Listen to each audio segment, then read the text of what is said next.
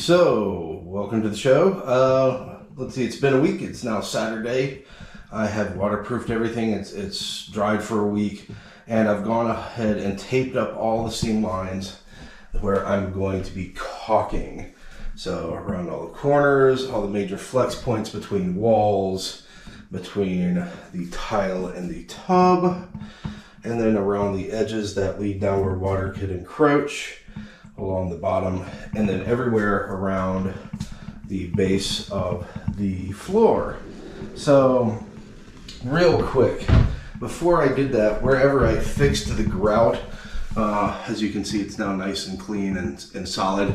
I went around with this brush and I didn't brush very hard. I just kind of like brushed it a little bit just so that if there was any kind of sand or loose material, that it brushed that away before I start caulking, so I've got a really good surface to adhere to.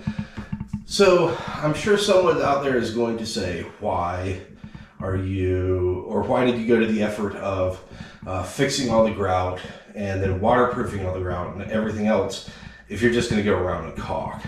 So let's take a look at it, a really crude diagram sketch, right? So let's see. There we go.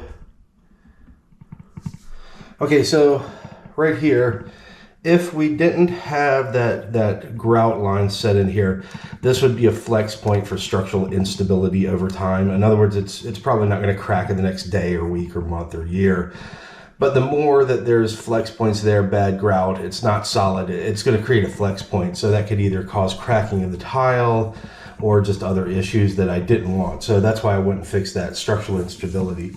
And the reason that we went and waterproofed everything before we did the caulking, right here you can kind of see that this is where the caulking would go. Well, if this grout is porous, the water would come down, seep through the grout, and seep down in behind it. So I wanted to make sure this whole surface was water sealed before we put that grout or that caulking in there. And the caulking is going to prevent additional water where water would naturally sit between these surfaces after a shower, and any kind of flex in the future, because I mean, you know, it gets hot during the summer, cold during the winter. Yes, it's air conditioned, but there is flex between the two. And if this grout ever did crack, I want to make sure I'm preventing any kind of issues that the water could seep into a crack. So again, this is a natural flex point, especially between the fact that we have now an acrylic tub with tile. So it's two completely different materials, and they're going to expand and contract at different rates. So again, I'm just kind of being OCD, but that's why I'm doing that. And then I'm making sure everything is nice and sealed up, because over time, as the construction material was put here, this wood has dried. And honestly, I think I may have mentioned this in another video, but what I think they did is, I don't know if it was a scheduling conflict between the trim guy and the flooring people and the tile people, but I think they put all the trim work in first and then the tile second. Here's why I say that. If you look at the bottom of here, there's gaps between the floor and the trim work. But if you look over here, there is absolutely zero gap. So I think they were using some kind of template between the subfloor and when they were putting flooring down to put the trim work in first, and then the tile people and the flooring people came in second.